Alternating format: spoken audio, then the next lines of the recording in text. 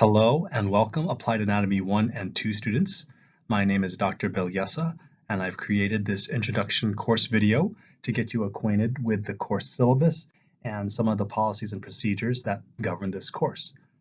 For those of you in Applied Anatomy 1, I wanted to welcome you and congratulate you on getting accepted into the program and starting your first term here with us. We're excited that you chose us and that you've chose this wonderful career and want to wish you luck on your academic journey. For those of you in Applied Anatomy 2, welcome back. Congratulations on getting through your first term. We're looking forward to working with you and continuing your knowledge in Applied Anatomy and continuing on in the course content.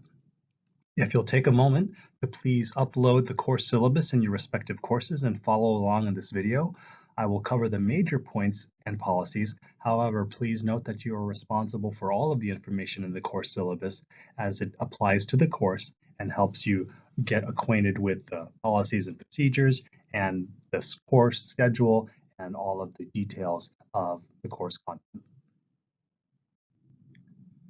On the first page of your syllabus, you'll see on each of your respective syllabuses the course faculty and the online faculty for each course. Please note that I do have some office hours that are available for you on the syllabus that's printed there. Please feel free to contact me during those times. Also, please be sure to contact any of your course faculty with your usa.edu email, as it is against school policy to respond to any other email other than the one that is assigned to you through USA.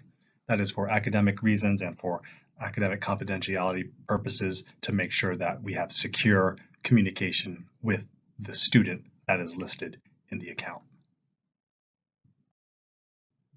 Further along in your course syllabus, you will find our course grading policies and procedures.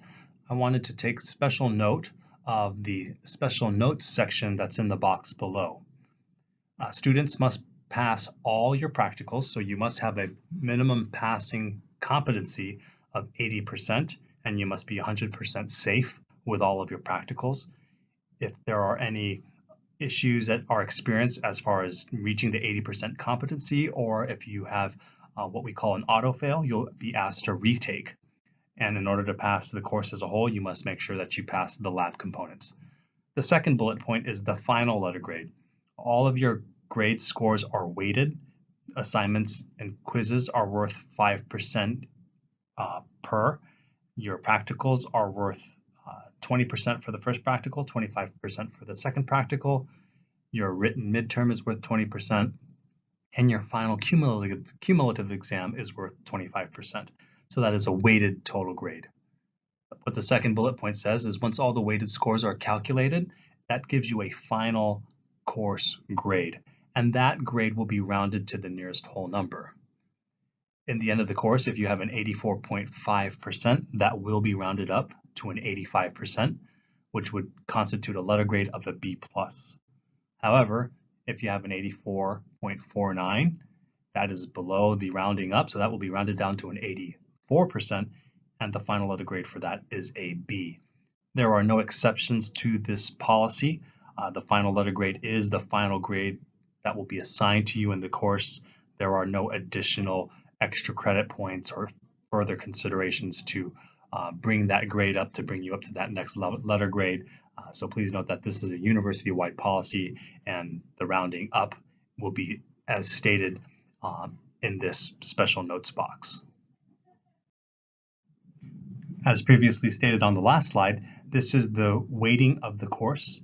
Your final grade has different components. You have your written exams, which is a midterm and a final, 20 and 25% respectively. Practical 1 is 20%, practical 2 is 25%, and assignments and quizzes are 5% apiece. Further on in the syllabus, you will find some guidelines as far as turning in your online assignments. Please review this in its entirety as it gives you specific information. One of the things that we allow is the submission of up to, you can submit your document or assignment up to 2 times because sometimes students forget to include information. One of those things is proper citation and referencing.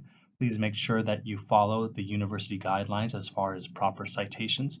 If using our website such as the course Blackboard content or video presentations, you can cite Dr. Bellesso, myself, as the author for that resource. And please follow the proper way of citing a website or online content when putting that in your references section. We wanted to take a moment to talk about the practical retake policy as stated on the next several slides, but also please refer to the student handbook for more details on the retake policy.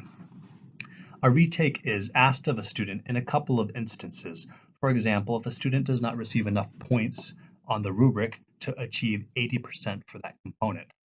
The second instance is if a student has what we call a critical safety item that is identified or an auto-fail item that is identified. Examples of this could be infection control issues, improper patient handling or safety, or not putting on a gate belt or locking a bed or wheelchair. All of these are examples of what we call critical safety or an auto-fail. If a student is asked to do a retake, we don't want students to think of this as a negative reflection or to cause increased anxiety for the student.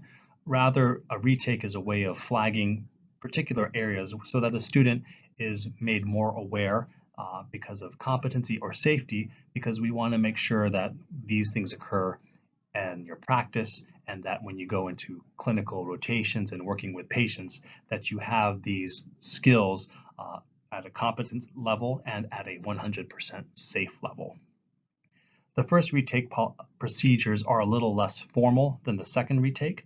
If you're asked to retake, which we call your first retake, you'll send an email to the course lead instructor that will describe the feedback that you received from your grader. The second thing to consider is describe how you'll prepare to be successful in your first retake. And the third thing is to reflect on what impact it may have on yourself as a therapist or on your patient for safety.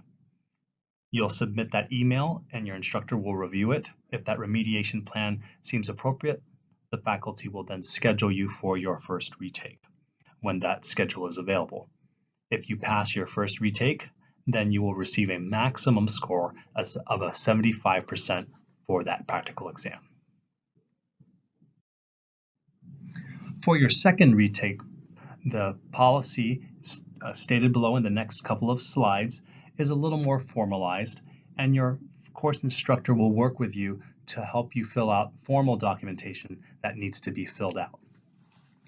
You will also, once you work with your course instructor and they approve your documents, those will be sent to the APRC, which is the Academic Progression and Retention Committee. Dr. Joanne Laslovich is the chair of the APRC committee. They will review your formalized documents to make sure that your remediation plan seems sound and that you would be successful to move forward. The reason why this is a little more formalized is we want to make sure that you're working with your course instructor, your academic or your faculty advisor, and also if you need to work with the student services or student success services coordinator, these resources will be made available to make sure that you are successful in your second attempt. In your second retake, once you're approved by the APRC, you'll be scheduled to take that retake, and if you pass that, you will receive a maximum of 70% for the score for that practical. If you do not pass after a second retake, then you will receive either a D or an F grade, depending on how your final assessment is for the overall course.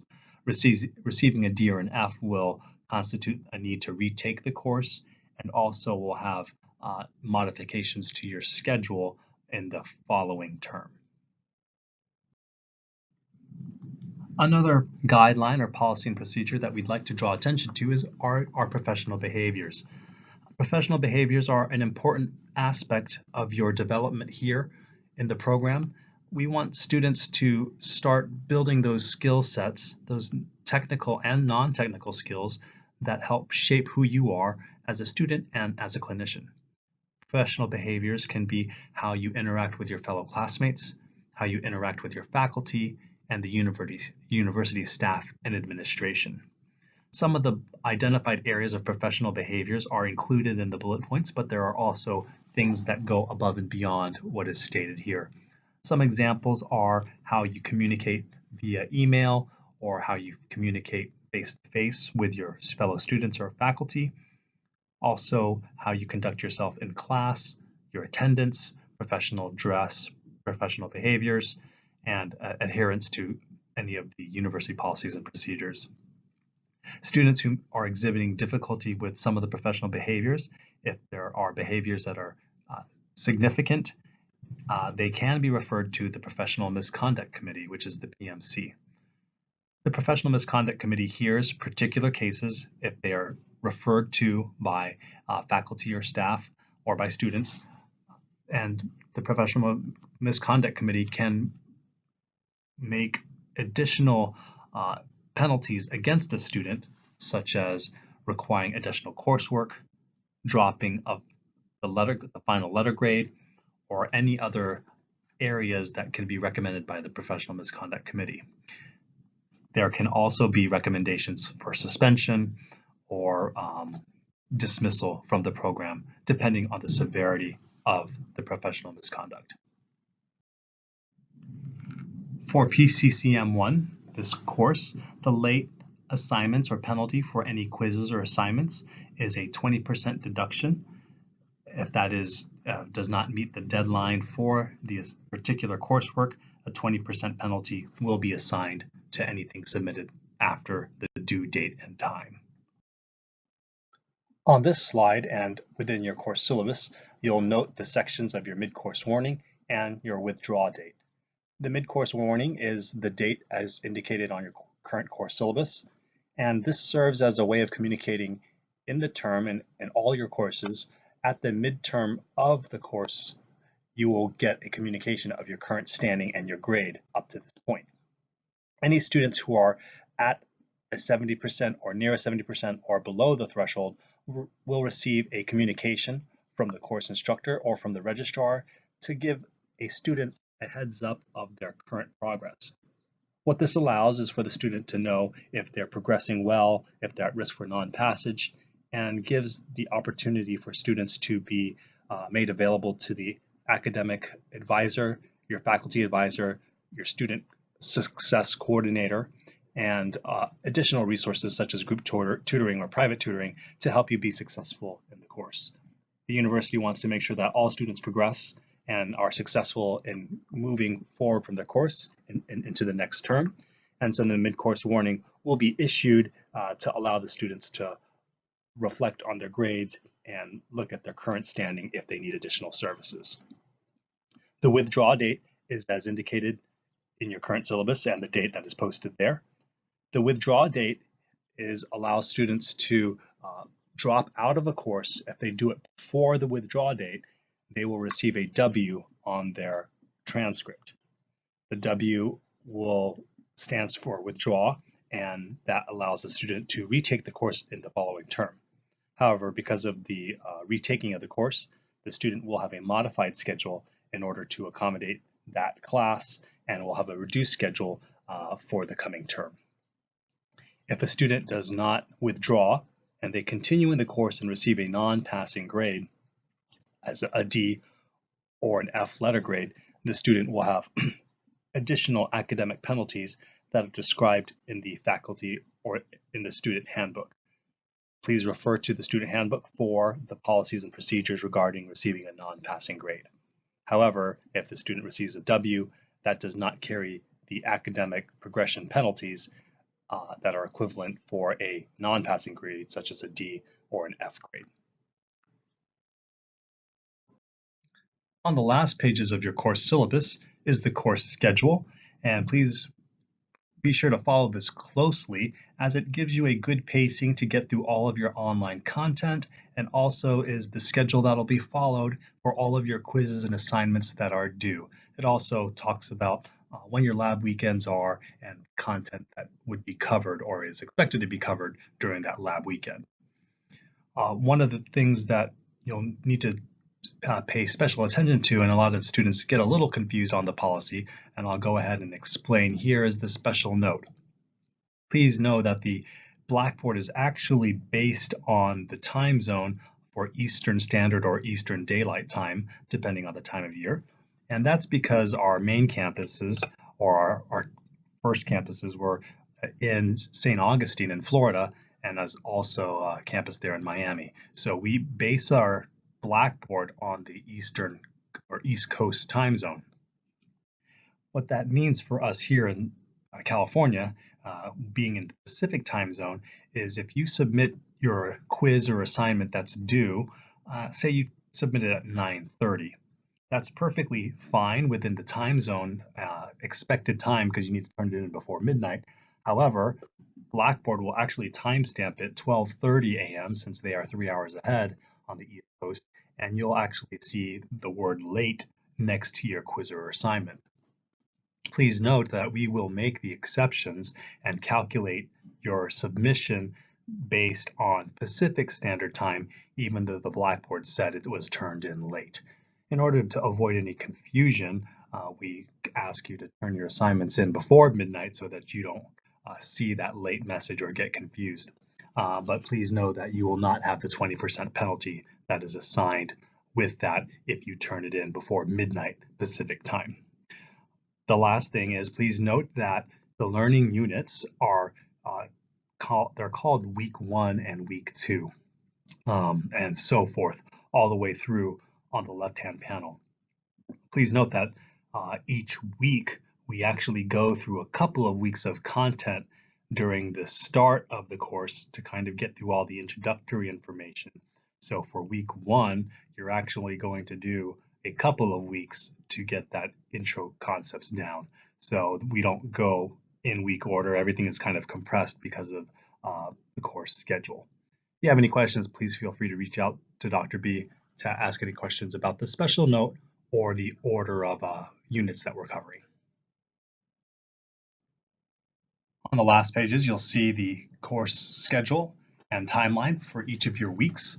Again, please note that you have on any given week, for week 1, we actually cover more than one module. So week 1, we're actually covering week 1 and week 2. And then for this is for the Applied Anatomy 1. And on week 2, you're covering week 3 and 4. If you're in Applied Anatomy 2, you'll see on week 1, we're covering week 1 and 2. And then on week 2, we're covering week 3. So please make sure you follow the schedule closely on your respective courses. And also, please note that if you have a lab weekend, you do not have any quizzes due during that lab weekend. So I've adjusted the schedule to make sure that nothing is due when you're traveling to and fro to the campus for your lab weekends. But that does mean that the following week that quizzes will either be due on Monday or Sunday in order for us to get through all of those quizzes. If you have any questions, please feel free to reach out to me. And again, please follow the schedule very closely as it is planned out for each of your courses. Thank you so much. This concludes our introductory video for the course syllabus. If you have any questions, please feel free to reach out to Dr. B via email or through my office number. And we're looking forward to working with you throughout this term. Wishing you safe travels as you travel here on your assigned lab weekends, and you'll meet your lab faculty and start going through the content. We wish you much success in the term and success throughout the course, and looking forward to working with you. Once again, welcome to Applied Anatomy, and have a wonderful rest of the week.